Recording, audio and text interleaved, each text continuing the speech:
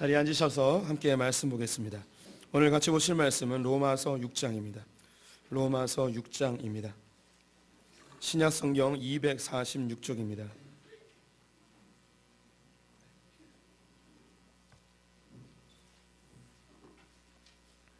신약 성경 246쪽 로마서 6장 1절부터 11절까지의 말씀을 한 절씩 교독하시겠습니다.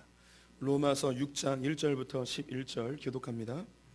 그런즉 우리가 무슨 말을 하리요? 은혜를 더하게 하려고 죄에 거하겠느냐? 그럴 수 없느니라. 죄에 대하여 죽은 우리가 어찌 그 가운데 더 살리요? 무릇 그리스도 예수와 합하여 세례를 받은 우리는 그의 죽으심과 합하여 세례를 받은 줄을 알지 못하느냐? 그러므로 우리가 그의 죽으심과 합하여 세례를 받음으로 그와 함께 장사되었나니 이는 아버지의 영광으로 말미암아 그리스도를 죽은 자 가운데서 살리심과 같이 우리로 또한 새 생명 가운데서 행하게 하려 함이라. 만일 우리가 그의 죽으심과 같은 모양으로 연합한 자가 되었으면 또한 그의 부활과 같은 모양으로 연합한 자도 되리라. 우리가 알거니와 우리의 옛사람이 예수와 함께 십자가에 못 박힌 것은 죄의 몸이 죽어 다시는 우리가 죄에게 종노릇하지 아니하려 함이니 이는 죽은 자가 죄에서 벗어나 의롭다 하심을 얻었습니다. 만일 우리가 그리스도와 함께 죽었으면 또한 그와 함께 살 줄을 믿노니 이는 그리스도께서 죽은 자 가운데서 살아나셨음에 다시 죽지 아니하시고 사망이 다시 그를 주장하지 못할 줄을 알미로다. 그가 죽으심은 죄에 대하여 단번에 죽으시며 그가 살아계심은 하나님께 대하여 살아계심이니 함께 읽습니다. 이와 같이 너희도 너희 자신을 죄에 대하여 죽은 자여 그리스도 예수 안에서 하나님께 대하여 살아있는 자로 여길지어다. 아멘. 오늘도 주님의 보좌 앞으로 나오신 성도님들에게 하나님의 은혜와 평강이 함께 하시기를 축원드립니다. 옆 사람에게 반갑게 인사하겠습니다. 하나님 당신 편입니다. 예. 나라가 어지럽지만 이 역사의 주관자가 하나님이심을 믿습니다. 예. 우리가 사단에 의하여 동정심과 정의감에 쉽게 흥분하지 마시고 하나님께서 이 모든 상황을 통하여 어떻게 일하실지 바라보시는 분들 되셨으면 좋겠습니다. 예, 우리는 대한민국이라는 나라에 속해 있지만 결국 우리는 하나님 나라의 백성입니다. 그래서 지나친 민족주의는 또 지나치게 국가의 상황에 우리의 감정이 휘둘리는 것은 그렇게 좋은 태도는 아닙니다. 성도님들이 기도하시고 또 우리가 살고 있는 이 울타리가 잘 지켜질 수 있도록 성도님들께서 또 특심으로 기도하시는 나날들 됐으면 좋겠습니다. 우리 하나님의 능력에 십자가의 능력에 대하여 함께 말씀 나누고 있는데요. 십자가는 기독교 진리의 핵심을 담고 있습니다. 단순한 형상이 아니라 그 십자가가 담고 있는 의미 때문이죠. 예수 그리스도께서 십자가에 못 박혀 죽으심으로 우리의 과거와 현재와 미래의 모든 죄를 깨끗게 하셨습니다. 그리고 우리는 새로운 생명을 얻게 되었고 아담으로부터 왔던 그 생명은 이제 사라지게 되었고 예수 그리스도 하늘로부터 온 생명으로 우리는 영생을 살아가고 있습니다. 하늘에 속한 생명이기 때문에 이 땅의 질서가 아닌 하늘의 질서로 우리가 살아가게 되어지는 것이죠. 오늘은 이 십자가의 능력의 가장 본질적이고 핵심적인 사항을 함께 살펴보고자 합니다. 그것은 바로 죄에 대한 문제입니다. 십자가는 그 어떤 것, 다른 모든 것들을 차지하고서 가장 중요한 것은 우리의 죄가 깨끗게 되어진 현장이라는 것입니다. 그런데 이 죄에 대하여 그리고 이 십자가에 대하여 이 세상은 별로 좋아하지 않네요. 오늘 본문으로 이 십자가의 능력을 함께 보겠습니다. 바울이 이야기하는 십자가의 능력 6절 7절 말씀 같이 읽어보겠습니다. 우리가 알거니와 우리의 옛사람이 예수와 함께 십자가에 못 박힌 것은 죄의 몸이 죽어 다시는 우리가 죄에게 종노릇하지 아니하려 함이니 이는 죽은 자가 죄에서 벗어나 의롭다 하심을 얻었습니다. 아멘. 십자가에 못 박히신 예수 그리스도로 인하여 우리가 죄의 종노릇하는 것에서 벗어나 우리는 의로운 새로운 생명이 되었음을 선언하고 있죠. 우리 성도님들 중에 누가 죄를 좋아하겠습니까? 그런데 성경은 그리고 예수님은 끊임없이 우리에게 너는 죄인이다 라고 요구하고 있습니다. 그리고 우리 입술로 나는 죄인입니다 라고 고백하기를 요구하고 있죠. 세상은요 죄에 대하여 그다지 좋아하지 않고요. 또 우리 성도님들도 하나님 앞에서 내가 죄인입니다 라고 이야기하지만 제가 우리 성도님들 집에 가서 집사님 다 보여요. 죄인이에요 라고 하면 이런 사이비 목사하면서 이 멱살을 잡고 밖으로 내쫓을 분이 여기 가운데 한 두세 분은 계실 것 같습니다. 다른 분들은 무릎 꿇고 목사님 제 죄를 어떻게 하면 해결할 수 있을까요? 막 이렇게 하실 분들이 대부분이시겠지만요. 근데 제가 농을 좀 섞었는데요. 누군가가 저에게 와서 목사님 죄 고백하세요라고 이야기한다면 저 역시 발끈하면서 이 죄에 대하여 지적받는 것을 굉장히 싫어하게 될 것입니다. 요즘은 죄라는 이야기 많이 하지 않고요. 교회 내에서조차 상처나 혹은 실수 이런 단어를 종종 사용을 하죠. 요즘은 이제 상담과 심리가 많이 보편화된 사회이기 때문에 상담과 심리에서는 상대방에게 자극을 주는 죄라는 이야기를 절대 하지 않습니다. 그것이 다른 원인이 있고 이 원인을 해결하게 되면 지금 나타나는 이 결과가 개선될 것이라고 이야기를 하죠. 이것은 이미 성도님들이 많은 매스컴을 통해서 경험을 해 보신 바입니다. 어떤 흉악범이 있습니다. 여러 명을 죽였고요. 사이코패스 기질도 있고요. 사회에서 반인륜적인 그런 범죄를 저질렀는데 방송에서는 반드시 병행하여 보여주는 보도가 뭐냐면 이 사람의 어린 시절들입니다. 그래서 부모님이 양육을 잘못하였고 버림받았고 그리고 학교에서도 왕따였고 사회적 시스템 위에서 보호받지 못하여서 이 사람은 이러한 범죄를 저질 수밖에 없는 그런 상황이었다라는 걸 알려주죠. 그래서 이 사람의 죄에 대하여 집중하기보다는 이 사람의 과거에 대하여 그래서 이 사람이 마치 면죄부를 주는 듯한 그런 분위기의 이야기들도 많이 합니다. 이것은 그런 특정 범죄자뿐만 아니라 우리 성도님들에게도 많이 해당되어지는 이야기입니다. 세상은 죄에 대하여 점점 인정하려 하지 아니하고 죄를 죄로서 여기려 하지 않습니다. 이 세상에서 죄를 인정하지 않는 3단계가 있는데요. 첫 번째는 죄를 죄라고 말하지 않습니다. 이게 첫 번째 단계입니다. 그래서 예전에는 수십 년 전에는 불과 몇 년 전까지만 해도 모든 사람이 이건 죄라고 이야기했는데 점점 희석되어져 이것은 죄가 아닌 것이 된 것이 많이 있습니다. 첫 번째는 죄를 죄라고 말하지 않는 것이죠. 두 번째는 죄의 기준을 낮추는 것입니다. 그래서 사람들에게 여러 가지 방법으로 그건 죄가 아니라는 사실을 많이 알려주고 교육을 시키고 그리고 세뇌를 시키고 이미지화합니다. 그리고 같이 죄를 짓자고 우리에게 요구를 하죠. 예를 몇 가지 들어볼게요. 첫 번째, 요즘 가장 이슈가 되어지는 동성애입니다. 불과 몇십 년 전만 하더라도 동성애는 당연히 죄였습니다. 교회를 안 다니더라도 당연히 죄였습니다. 하지만 어느 순간부터 이 동성애는 죄가 아니라고 사람들의 입에서 오르내리기 시작했습니다. 그러다가 이것이 미디어, 특별히 매스컴, 영화 혹은 드라마 같은 데서 동성애를 소재로 한 것들이 많이 드러나게 되었습니다. 심지어 한 연예인이 자기는 동성애자라고 커밍아웃을 하였는데 방송국에서 퇴출되었지만 어느 순간 슬그머니 다시 들어와 프로그램 내에서 어떤 남자 연예인에 대해 사귀고 싶다고 이렇게 이야기까지 하는 그런 일이 벌어지고 있습니다.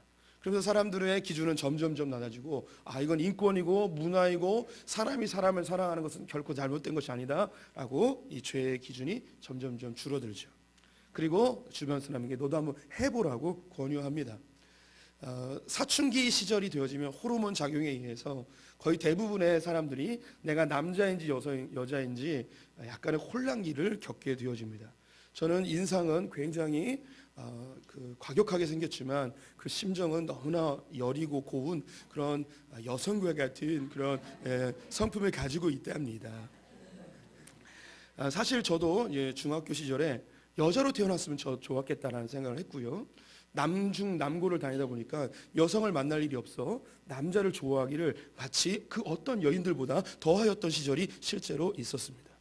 그때 만약에 제 주변에 이런 기준이 낮은 동성애가 저에게 확 왔다면 저는 어쩌면 그 길로 갔을 수도 있는 그런 조금은 과격한 상상을 해보기도 합니다. 그런데 실제로 이런 일들이 중고등학교에서 많이 일어나고 있죠. 너도 한번 해봐라. 괜찮다. 유행이다. 라고 하는 거죠. 나중에 다시 이성연애를 할지라도 젊은 시절에 사춘기 때나 청년 때에 잠시 몇 년 동안 동성애를 시도해보는 사람들도 있습니다. 이 기준이 낮아졌기 때문이죠. 술, 담배 이야기 한번 해볼까요? 우리 한국교회는 몇십 년 전만 해도 이 술, 담배는 심각한 죄악이었습니다. 그런데 사람들이 점점 이것이 무슨 죄냐 이야기하지요. 죄가 아니라는 거예요. 성경 어디에 술을 먹지 말라는 이야기를 하였느냐?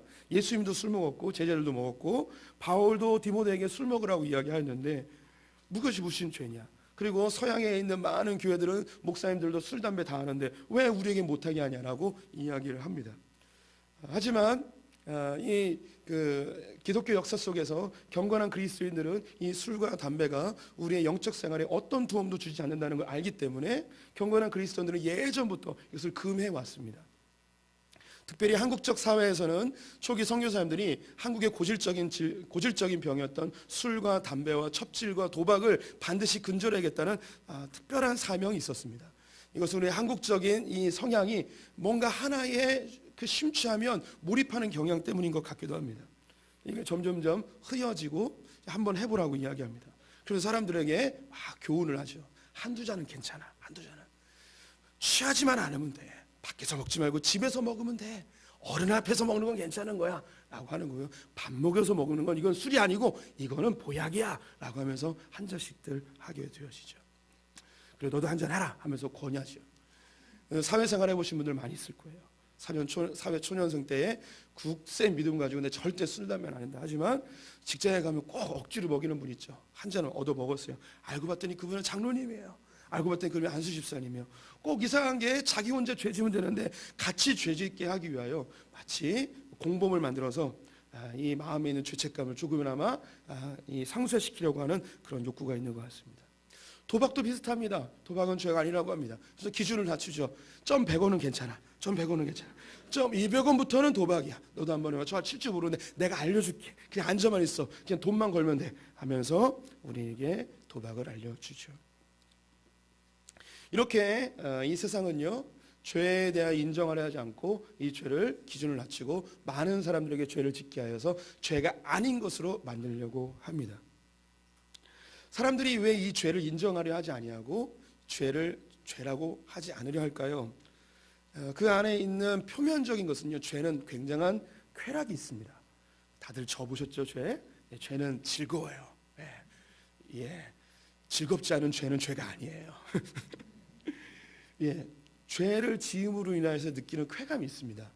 예, 그냥 먹는 사과보다 훔친 사과가 맛있다는 그런 놀라운 영화 제목도 있듯이 예, 뭐든지 뭔가 이게 불법을 행하면 그 안에 주어지는 이 긴장감이 우리를 더 쾌감 있게 하는 것 같습니다. 그런데 이 쾌감은 잠시이고 이 쾌감이 지난 후에는 나타나는 현상은 두려움이라는 것입니다. 죄의 결과는 반드시 두려움으로 귀결되어집니다. 처음으로 죄를 지었던 에덴 동산에서부터 이 두려움은 존재했습니다. 창세기 3장 9절 10절 말씀 같이 읽어봅니다. 여호와 하나님이 아담을 부르시며 그에게 이르시되 내가 어디에 있느냐 이르되 내가 동산에서 하나님의 소리를 듣고 내가 벗었으므로 두려워하여 숨었나이다. 죄를 지은 사람들, 죄가 있는 곳에서는 늘 두려움이 있습니다. 동성애자들은 죄를 지으면서도 그 쾌락을 즐기면서도 한편에서는 자기가 에이즈에 걸리면 어떨까 하는 두려움이 있습니다. 또 사람들로부터 동성애자라는 지탄을 받을 것에 대한 두려움이 있어요. 이 두려움을 없애기 위하여 그 지탄으로부터 자기가 모면하기 위하여 죄가 아니라고 계속해서 이야기를 하고 있는 것이죠. 각각 짓는 죄들에 대하여서 사람들이 다 부정하는 것이 그 두려움 때문입니다. 다른 사람이 불륜하면 그것은 불륜이지만 내가 하면 로맨스가 되는 거예요. 이게 그 두려움, 그 마음 속에 이 두려움을 어떻게든 없애기 위하여 스스로 합리화하는 과정이 이 죄를 인정하지 않는 것이죠. 많은 사람들이 이 죄의 결과가 심판이라는 것을 잘 알고 있습니다. 그래서 죄라고 이야기하는 하나님에 대하여 하나님을 없애려고 하는 것이고요. 죄라고 지적하는 교회에 대하여 기독교에 대하여 핍박을 하는 것이고 죄라고 이야기하고 목록이 기록되어 있는 성경을 어떻게든 없애려고 하는 거예요. 죄라고 이야기하는 걸 어떻게든 없애기 위하여 하나님과 성경과 교회의 입을 막으려고 합니다. 심지어 교회의 목사님들이나 교회의 행태들을 보며 너네 목사나 똑바로 하라고 그래. 너네 교회나 제대로 하라고 그래 하면서 이 교회의 죄악들을 부각시키면서 그들이 짓는 죄는 별것 아니다고 이야기하는 것이죠. 그 마음속에 또 다른 두려움은 무엇이냐면 자기의 죄가 결국은 심판받을 것에 대한 두려움입니다. 우리 성도님들이 종종 전도를 하다 보면 교회 나오시라고 하면 이런 대답을 합니다. 지은 죄가 많아서요 라는 이야기를 합니다.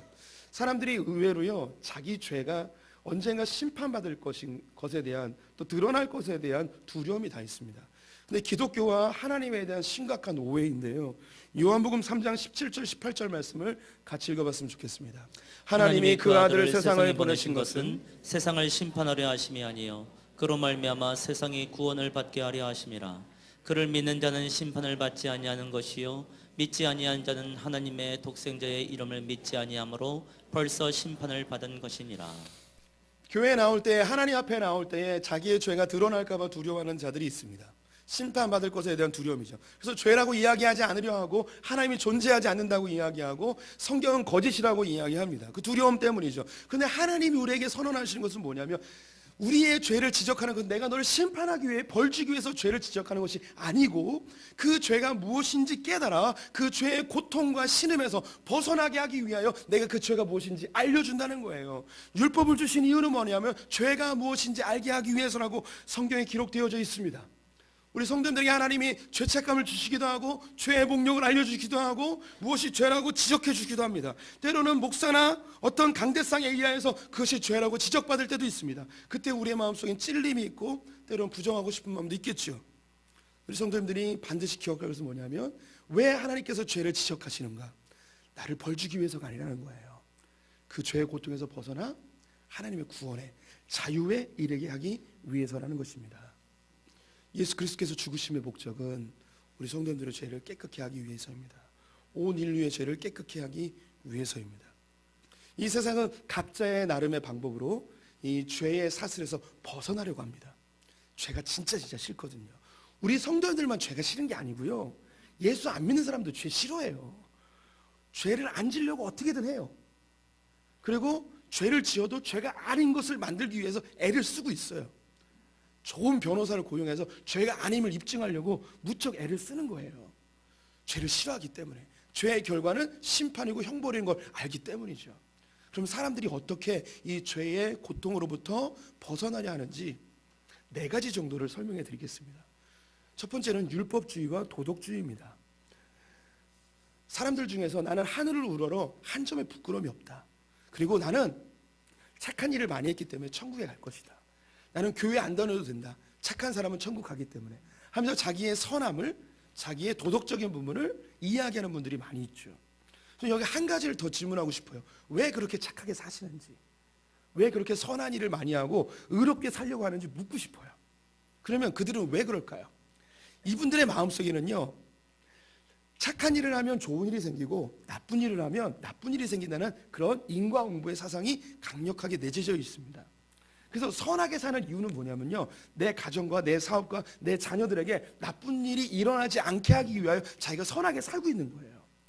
그래서 혹시 자기 가정 가운데 안 좋은 일이 생기면 본능적으로 무슨 생각이 드냐면 내가 잘못한 게 뭘까? 그 고민을 빠지는 거예요. 그래서 착한 일을 많이 함으로 악한 일을 하지 아니함으로 뭘 하고 싶냐면 악한 것들이 내 삶에 오는 것을 막으려 하는 두려움이 그 안에 내재되어지는 거죠. 사람의 이 강력한 두려움이 사람을 착하게 만들어요. 선한 작용을 하기도 하는 것이죠.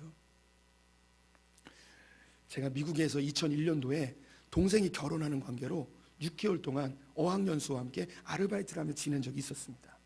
저는 슈퍼에서 일했고요. 거기에 반찬을 만들어 파시는 여호와 증인 아줌마가 한 명 있었어요. 제가 여행을 못하다가 뉴저지에 친구가 살아서 제 친구를 만나러 일주일 동안 휴가를 받아서 갔다 왔습니다. 근데 이 친구가 제가 뉴욕에 도착하자마자 푸른 초냐가 맑은 물가로 저를 인도해 줬어요. 그곳이 어디냐면 뉴욕 바로 옆에 있는 아틀란타 시티라고 도박 도시가 있어요. 푸른 초냐가 맑은 물가였어요. 그러면서 거기서 한번 해보라는 거예요. 저는 처음 이렇게 해봤는데요. 그래서 그 10불인가를 그 코인으로 바꿨어요. 쿼러로 바꿨는데 250원쯤 돼요. 그래서 하나씩 넣고 당겨보니까 이게 잘 안 되는 거예요. 그래서 하나 넣으니까 잘 안 되나 보다. 그래서 2개를 넣었어요. 500원이죠. 500원 넣고 딱 당겼는데 띵띵띵띵띵 하면서 1000불, 우리나라로 100만 원이 터진 거예요. 와. 그래서 제가 돈을 안 가지고 왔는데 그 1000불이 생기니까 500불을 제 친구에게 줬어요. 여행비로 쓰라고. 그 500불은 제가 갖고 있었죠. 그래서 이제 돌아왔어요. 돌아왔는데 돌아와가지고 이런 이야기를 해줬더니 그 여호와 증인 아줌마가 저에게 뭐라고 그랬냐면 미스터 김은 착하게 사니까 그런 게 터진다고 이야기하는 거예요. 이분의 말이 맞을까요? 틀릴까요? 반은 맞고 반은 틀려요. 반은 맞는다는 게 뭐냐면 저는 착해요. 맞아요. 저는 착해요. 근데 착하기 때문에 그런 이 재팟이 터진 건 아니에요. 그러면 라스베가스나 정성 카지노에 착한 사람들만 다 터져야겠죠. 그건 아니죠. 근데 그분은 무슨 생각 갖고 있었냐면 착하게 살면 좋은 일이 벌어진다는 생각 갖고 있는 거예요. 이건 많은 사람들이 그렇게 다 생각을 하고 있는 거죠. 그럼 제가 왜 그 천불이 터졌을까요? 기도만이, 그때 전도사였거든요. 기도만이 하는 전도사였기 때문일까요? 아니에요. 제가 나중에 알았어요. 이 위에서요 CCTV로 다 봐요, 고객들을. 그래서 주로 누구에게 터뜨려 주냐면 처음 온 사람들에게 터뜨려 줘요. 그러면 처음 오면 자랑을 많이 해요. 그럼 더 많이 오고요. 이 사람은 반드시 다시 와요. 자기가 딴 돈보다 2~3배를 더 많이 쓰는 것이 통계로 나와 있어요. 예. 그리고 그 법적으로 30%는 소비자에게 돌려줘야 되는 법이 있어요. 그래서 누군가에겐 돌려줘야 돼요. 가끔 연예인들이 라스베가스 가서 몇십만 불 이런 거 따는 거 있잖아요. 그거 그 사람이 운이 좋아서 딴 게 아니고요. 위에 컨트롤 타워에서 다 보고 눌러주는 거예요. 다 주는 거예요. 그러면 광고 나오고 신문에 다 나와서 그냥 라스베가스로 나도 저 사람처럼 될 거니 하고 다 오는 거죠. 예, 그런 거예요. 가지 마세요. 괜찮아요. 예, 친구가 인도하면 그냥 못 이기는 척 한번 가보고 따더라도 다신 가지 마세요. 예. 착해서 한 게 아니에요. 근데 사람들은 착하면 좋은 일이 생긴다는 생각을 다 갖고 있죠. 요즘 그 서랍장에 아이들이 올라가다가 넘어지는 사고들이 종종 일어나는데 한 10여 년 전에 미국 교포사회에서 어떤 아줌마가 자기의 아이를 집에도 홀로 놔두고 일을 하러 가셨습니다. 근데 이 아이가 서랍장을 위로 올라가다가 서랍장이 넘어졌어요. 그런데 안타깝게도 이 서랍장 위에 브라운관 텔레비전이 있었어요. 그래서 텔레비전이 머리에 넘어지면서 이 아이가 그 자리에서 죽었습니다. 어머니가 집에 돌아와서 깜짝 놀라서 911에 전화를 걸었는데 경찰이 이 아줌마를 조사하기 위해 데려갔죠. 그런데 조사하러 갔는데 이 아줌마가 감옥으로 갔어요. 왜냐하면 영어를 잘 못해가지고 그 통역을 세웠는데 이 아줌마가 뭐라고 얘기했냐면 나 때문에 죽은 거라고, 내가 죽인 거라고 이렇게 얘기한 거예요. 근데 통역을 할 때 경찰이 이 아줌마가 죽였구나 하고 그래서 감옥을 간 거예요. 우리는 알잖아요. 그 이야기가 뭔지, 내가 죽인 거라고. 그러면 아줌마가 너무 마음이 아파가지고 얘기한 거잖아요. 우리가 나쁜 일이 생기면 우리는 자연스럽게 누구 책임이라고 생각하냐면 부모님 책임, 나의 책임이라고 생각이 당연히 들어요. 이게 율법주의와 도덕주의의 사람들에게 나타나는 기본적인 성향입니다. 그래서 착하게 살려고 그래요. 왜냐하면 나쁜 일이 벌어지지 않기 위해서. 죄지면 나쁜 일이 벌어질 거라는 것을 기본적으로 우리가 느끼고 있기 때문입니다. 우리 교회 안에서도요 착하게 살려고 하는 분들이 많이 있어요. 그 이유가 뭐냐면 나쁜 일이 나에게 오지 않게 하기 위해서. 근데 우리 성도님들, 우리가 아무리 착하게 살아도 하나님의 섭리 안에 안 좋은 일이 벌어질 수도 있습니다. 그리고 악한 자들에게 다 나쁜 일만 벌어지는 것도 아닙니다. 우리가 이런 인과응보의 세계관은 우리가 기독교인들은 적어도 소품교회 다니실 때는 우리가 이것을 정리할 필요가 있음을 누누이 말씀드리고 있죠. 두 번째는 금욕주의입니다.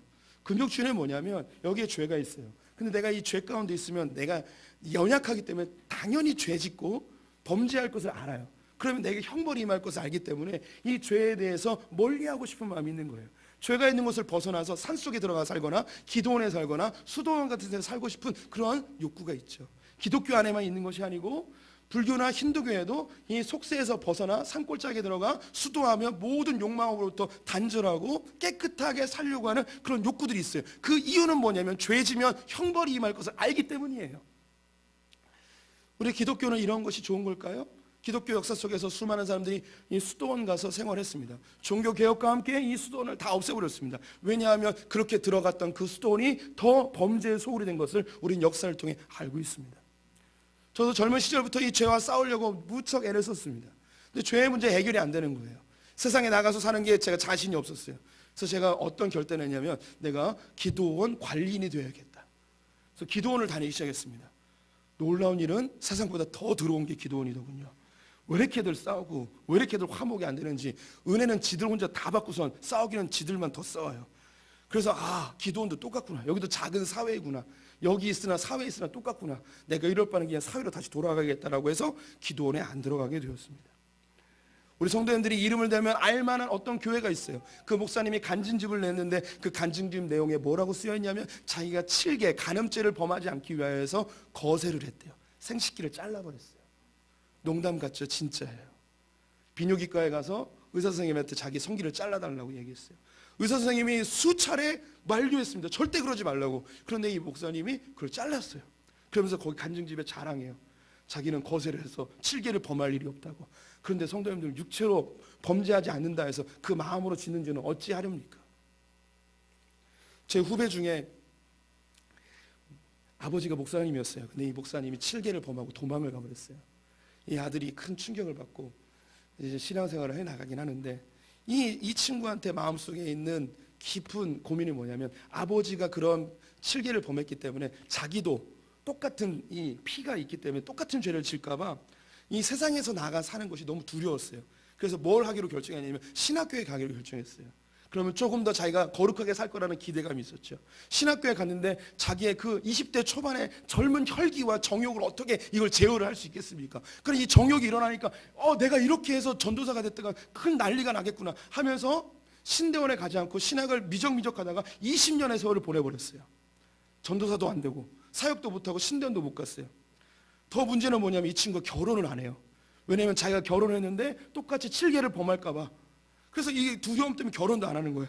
어떠세요? 이런 사람 거룩해 보이세요? 아니면 좀 불쌍해 보이세요? 그래서 마틴 루터가 이런 말을 했어요. 과감하게 죄를 지라고. 차라리 그냥 이렇게 미적미적 살 바에는 그냥 차라리 죄 화끈하게 져버리고 주님 잘못했습니다 하고 정신 차리고 제대로 사는 게 낫지 않을까요? 용기를 얻는 분들이 계시는군요. 죄를 져야겠구나. 그래, 목사님이 죄지라고 했으니까 화끈하게 오늘 막 다 뒤집어 엎고 은행 한번 털어보자 막 이런 분들 있습니까? 예?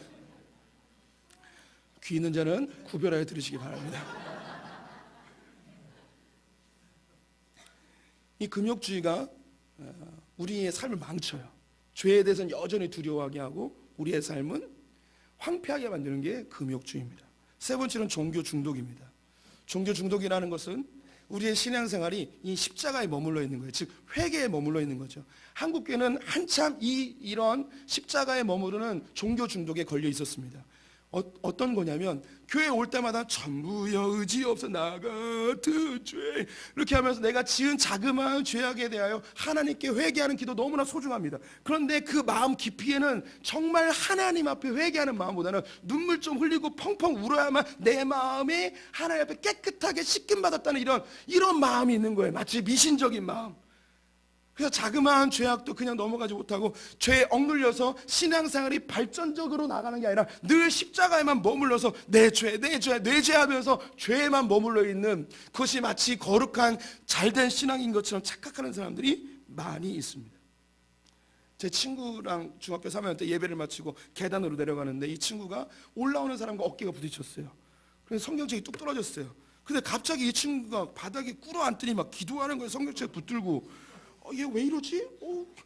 그래서 기도를 들어봤더니 하나님 용서해 주십시오. 이 거룩한 성경책을 땅에 떨어뜨렸습니다.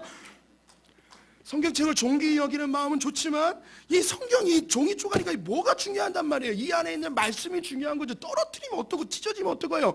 이런 사람은 다 회개하고 그러면 우리 오늘 성경책 안 가져온 우리 성도님들 그냥 목 베고 죽어버려야 되는 거예요. 오늘 교회 올 때 성경도 안 갖고 다니.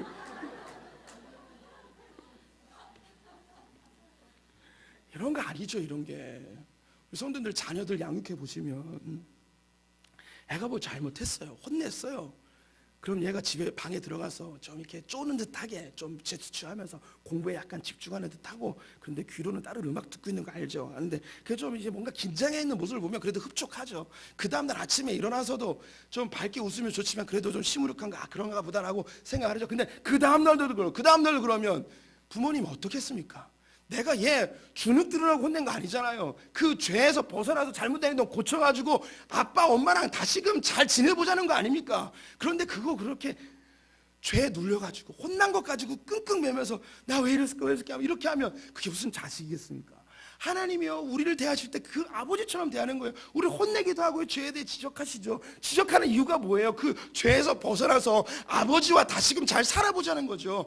하나님이 예수 그리스도 보내서 십자가에 못 박게 하신 이유, 그래요 우리 죄를 위해 죽은 거 맞아요. 죄를 고백해야 되는 것도 맞아요. 그런데 이 십자가 이게 끝이 아니란 말이에요. 우리의 옛사람은 죽고 새로운 부활의 생명을 얻어서 그럼 뭐 하자는 겁니까? 주님이 휘장을 찢어버리고 선포하는 거죠. 우리들에게 너희들 깨끗게 되었으니 하늘의 생명을 얻었으니 이제 나에게 와서 나랑 놀자 이거예요. 그런데 계속해서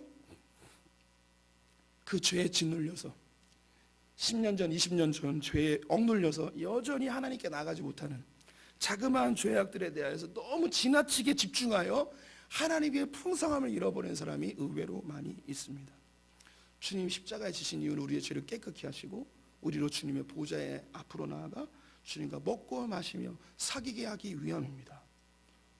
우리가 죄에 대해서 민감할 필요가 있지만 심각한 죄책감으로 우리의 신앙의 전진을 가로막는다면 이건 사단이 주는 심각한 미혹입니다. 때로는 주님 앞에 뻔뻔할 필요가 있습니다. 우리 아이들 키워보시면요, 아이들이 정말 뻔뻔해요. 죄를 졌는데 혼나요. 어린아이일수록 부모님께 돌아오는 이 타이밍이 짧아요. 그렇죠? 근데 이게 나이가 점점점 길어지면 누구에게 죄가 지적되어지고 혼이 나면 돌아오는 시간이 길어요. 뭐 7세 이전의 아이들은 혼나도 한 5분 지나면 웃으면서 아빠 그러면서 다시 와요. 중고등학교 되면 하루, 일주일, 한 달 동안 말을 안 해요. 심각한 건 50대, 60대가 되면 부모님이나 형님이나 친척한테 지적받잖아요. 내가 이 새끼 내가 반드시 내가 복수할 거야 하면서 꽁 해가지고 1년, 5년, 10년 내가 다시는 얼굴 봐라. 너 나 끝이야. 네가 아빠야? 하면서 막 이렇게 해버리고 끝내버려요. 그냥 죄에 지적받으면 죄를 지적한 이유는 관계를 끊기 위해서가 아니고 그 죄악을 벗어 던지고 다시 나와서 관계를 회복하자는 거죠. 이게 이제 종교 중독자들이에요. 아버지 하나님을 모르고 심판하는 옥황상제처럼 생각하는 사람들입니다. 네 번째는 죄의 합리화예요. 들은 것도 많고 아는 것도 많아요. 그래서 하나님이 나의 과거, 현재와 미래의 모든 죄를 다 용서해 주셨다고 이야기하며 죄 짓는 것에 대하여 합리화를 해요. 그리고 젊은 시절에 죄 짓고 십자가상에 있었던 우편 강도처럼 내가 마지막에 용서해 주십시오라고 하면 나 천국 갈 수 있으니까 그렇게 하면 된다고 이야기하는 사람도 있습니다. 또 오늘 좋은 거 하나 들었죠? 마틴 루터가 과감하게 죄지라고 이야기했으니 내가 과감하게 죄 짓겠다고 이렇게 이야기하는 정말 불쌍한 영혼들이 있다면 상가 위로의 말씀을 드리면서 그게 죄의 합리화예요. 죄의 합리화. 더불어 우리가 선한 행동들, 종교적 행위들을 많이 하고 내가 이 정도 종교적 행위를 했으니 이 정도 죄쯤은 괜찮아 라고 이야기하는, 저는 이걸 똔똔주의라고 이야기합니다. 똔똔이라는 거예요. 똔똔. 내가 이렇게 거룩한 일을 많이 했으니까 이 정도 죄쯤은 하나님 용서해 줄 것이라는 그런 생각이 있죠. 근데 또 더 중요한 거, 더 심각한 건 뭐냐면 하나님 우리에게 선하게 살 수 있는 양심이라는 걸 주셨어요. 모든 사람들이 양심을 갖고 있어요. 하나님이 이 세상을 무법천지로 만들지 않기 위하여서 하나님이 믿는 자들을 보호하는 차원의 모든 사람에게 양심이라는 걸 주셨습니다. 그런데 이 양심이 반복되어지는 죄악으로 인하여 이것이 굳어버린 사람이 있어요. 이것을 양심의 화인 맞은 자라고 이야기를 하죠. 기독교인들 안에도 많이 있습니다. 반복되는 죄악에 대해서 죄책감을 전혀 느끼지 못하고 이것이 일상이 되어지고 이것이 합리화되어지고 하나님을 부정하고 말씀을 부정하고 그냥 종교 생활하는 거예요. 이런 것을 죄의 합리화라고 이야기합니다. 이렇게 해서 죄의 문제를 자기가 해결하려고 이야기해요. 주님은 그렇게 얘기하지 않습니다. 우리의 어떤 노력과 우리의 어떠한 행위로도 이 죄의 문제를 해결할 수 없고 이 죄의 굴레, 심판에 대한 두려움으로부터 우리는 결코 자유로울 수 없습니다. 유일한 한 가지, 온 인류에게 주신 유일한 죄의 문제를 해결하는 한 가지는 예수 그리스도의 십자가밖에 없습니다. 우리 3절 4절 같이 읽어보겠습니다. 무릇 그리스도 예수와 합하여 세례를 받은 우리는 그의 죽으심과 합하여 세례를 받은 줄을 알지 못하느냐. 그러므로 우리가 그의 죽으심과 합하여 세례를 받음으로 그와 함께 장사되었나니 이는 아버지의 영광으로 말미암아 그리스도를 죽은 자 가운데서 살리신 것 같이 우리로 또한 생명 가운데서 행하게 하려 함이라. 우리는 예수 그리스도와 함께 십자가에 못 박혔습니다. 우리의 과거의 죄는 다 죽었습니다. 우리가 첫 번째 얻었던 아담으로부터 얻었던 생명을 이제 주님께서 생각지 않으시겠다고 합니다. 이미 죽었다고 선언하는 거죠. 우리는 지금 송장이에요. 옆에 있는 분 살아있는 것 같지만 살아있는 게 아니에요. 송장이에요. 그래서 이 송장이 죄진 것에 대해서 생명이 없기 때문에 시체가 죄를 졌어요. 그럼 심판할 수 있을까요? 없어요. 우리 성도들이 흉악한 죄를 저더라도 그 사람이 죽으면 심판을 못해요. 현재의 법체계에서도 심판을 못해요. 근데 주님이 뭐라고 이야기하냐? 너희들이 이미 죽었다는 거예요. 우리가 지금이나 현재나 과거나 미래에 지은 죄들에 대하여 너희는 이미 죽었으니까 형벌을 할 수 없다는 거예요. 이미 죽었으니까. 한 번 죽은 거예요. 예수 그리스도를 믿음으로. 이 세상 사람들은 안 죽었어야지. 그래서 생생하게 살아있어요. 심판받는 거예요. 우린 죽었으니까 심판을 안 받죠. 그럼 이제 우리가 사는 것은 그리스도 예수를 믿는 믿음 안에서 사는 거예요. 이제 우리 안에 이제 새로운 생명, 부활의 생명, 예수 그리스도의 생명이 있으니 이제 우리가 다시 이 생명 가지고 다시 살아났어요. 짜자잔 부활됐으니까 야 우리 다시 옛날처럼 살자 이러면 안 된다는 거죠. 새로운 생명 얻었으니까 하나님의 나라의 법칙으로 살자는 거죠. 아 주님이 나의 짓는 죄악에 대해서 다 깨끗게 하셨으니까 내가 마음대로 살아도 되겠구나, 자유하게 살자, 이게 아니라 새로운 생명 얻었으니 주님께 나아가자. 혹시 죄에 대한 두려움과 심판에 대한 공포가 있을지라도 하나님 우리에게 주시고자 하신 건 심판이 아니고 구원이라고 명령하셨으니 내가 주님께 나아가자. 내가 비록 반복되는 죄악들이나 이 세상을 살면서 어쩔 수 없는 죄를 지을지라도 하나님께서 나를 붙들고 계시니 내가 다시금 주님께로 가자. 이게 그리스도인들이 가져야 될 죄에 대한 태도입니다. 사람의 힘으로는 죄를 해결할 수 없습니다. 오직 예수 그리스도의 십자가, 그분을 붙드는 것뿐입니다. 제가 모르긴 몰라도 여기 있는 모든 분들은 오늘도 죄를 졌고 어제도 죄를 지셨을 것입니다. 내일도 죄를 질 거예요. 오늘 나가면서도 죄를 질 거예요. 두려워하지 마세요. 죄에 대해서 민감하시되 하나님의 방법대로 살려고 애쓰시되 죄와 싸우되 피 흘리기까지 싸우는 분들 되셨으면 좋겠습니다. 죄에 대해서 우리 성도님들 무서워하셔야 돼요. 죄는 우리의 구원과 관계는 없지만 분명한 건 죄에 대한 대가는 지불합니다. 이 땅에서 반드시 죄에 대한 대가는 지불하게 되어 있어요. 할 수 있거든 죄와 싸우세요. 하지만 죄를 지었다고 해서 무너지지 마세요. 예수 그리스도의 보혈을 의지해서 다시 일어나 주님 내가 죄에 대한 대가를 지불하겠습니다. 하지만 저는 주님과의 관계를 절대 포기하지 않겠습니다. 이렇게 선언하는 분들 되셨으면 좋겠습니다. 한번 따라해 볼까요? 주님, 죄에 대한 대가를 지불하겠습니다. 하지만 하나님과의 관계를 결코 끊지 않겠습니다. 이 로마서 말씀 마지막으로 읽고 말씀을 마치겠습니다. 함께 읽겠습니다.